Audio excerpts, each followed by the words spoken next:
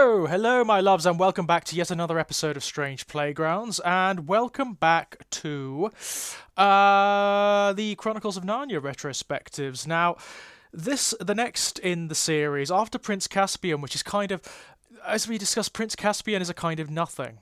It's almost like the introductory chapter to a much bigger story, stretched out far too much. So to borrow a metaphor from, or a simile rather, from The Lord of the Rings, it feels like butter scraped over too much bread. That's exactly what Prince Caspian is. But this is the actual story. The Voyage of the Dawn Treader is the actual story that Lewis wanted to tell. And as the Narnia books go, it's one of my favourites. It's one of my favourites in the series for a number of reasons. First of all, the title is fantastic. The Voyage of the Dawn Treader. It's gorgeous, isn't it? I mean, the Dawn Treader is the name of a vessel, it's the name of a ship. And it's a beautiful, beautiful name. The Dawn Treader. It's gorgeous. The Voyage of the Dawn Treader. It's so evocative. It's so pretty. I love it. Second of all, it's one of the few of the Chronicles of Narnia that is relatively shorn of Lewis's agenda. You certainly don't have any of the hatefulness, the racism, and the bigotry of The Horse and His Boy here. You also don't have any of the more overt proselytizing and evangelical qualities that you get from The Lion, the Witch, and the Wardrobe or The Magician's Nephew. This one is more or less a pure story. It does have elements of both of those, but they're nowhere near as conspicuous as they are in the other books. Basically, this one follows on almost directly from Prince Caspian. So the Pevensey children are sent home, back to Earth, after the events of Prince Caspian. Edmund and Lucy are separated from Peter and Susan, and they are sent off to live with their horrible aunt and their rather unpleasant cousin Eustace Scrubb. Brilliant name. And Eustace is basically just Edmund. He's Edmund before Edmund had his revelatory experiences. So he's a little son of a bitch, basically. He's a nasty, mean-spirited, selfish, spoiled little brat.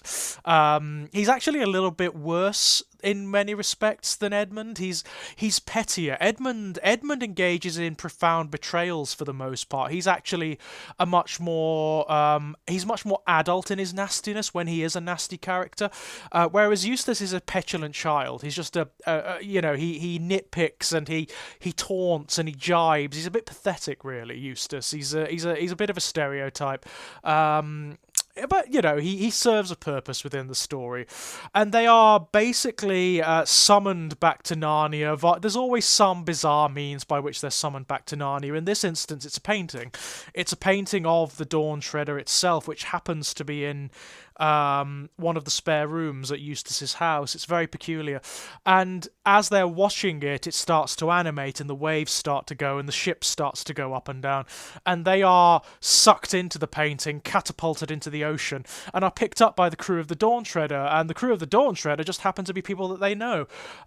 It's Prince Caspian as a young man. A number of years have passed in Narnia since that short time that they were there, and now Prince Caspian is a man. And he's with a crew of characters who are setting sail beyond the shores of Narnia, making for a series of islands that are off the coast called the Lone Islands.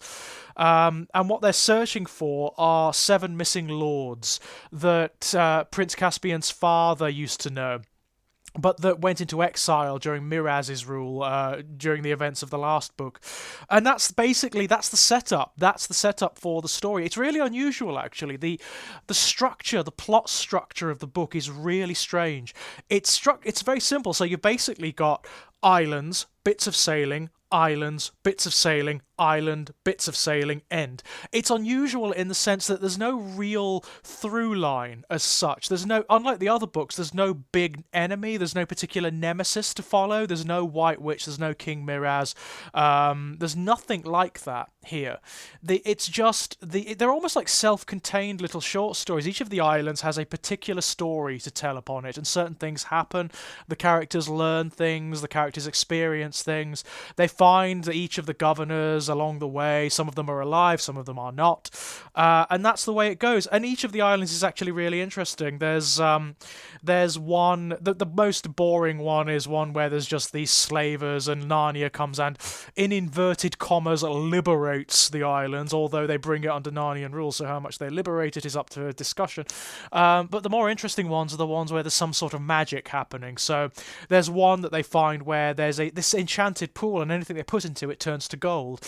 And they notice that there's a gold statue at the bottom of it, which of course actually turns out to be one of the missing lords who dived into the water for a bathe or whatever, and ended up being turned to gold. But it has this kind of psychological effect on those near it. So Edmund and Caspian end up fighting over it, and it becomes all very violent and aggressive.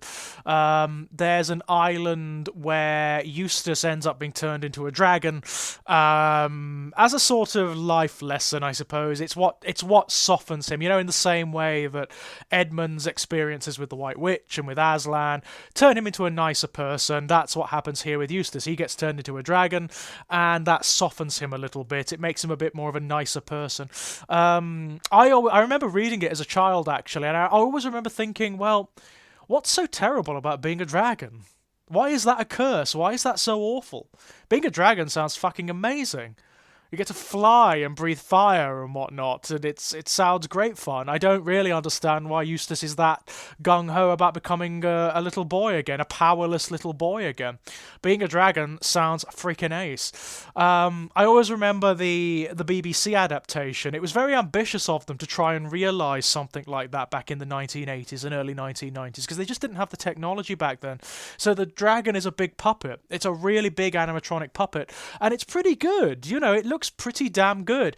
There is some in the BBC adaptation. There is some truly appalling green screenery going on when it flies, and when it interacts with the other characters. But it was the BBC in the late 1980s and the early 1990s. You can't really fault it in that regard. Hokey special effects were just part and parcel of the whole experience. It's I like that sub story. I really do. And Eustace actually ends up becoming a main character in the Narnia stories as a result of this. It is just the same arc as Edmund. It's the same arc as a lot of the characters in Narnia, actually, where they start off being unpleasant in some particular way. They have some sort of experience that usually involves Aslan, that's usually coercive. It involves a punishment, so people can't be moral unless there's a punishment involved. And then they learn better. They learn better as a result of that experience.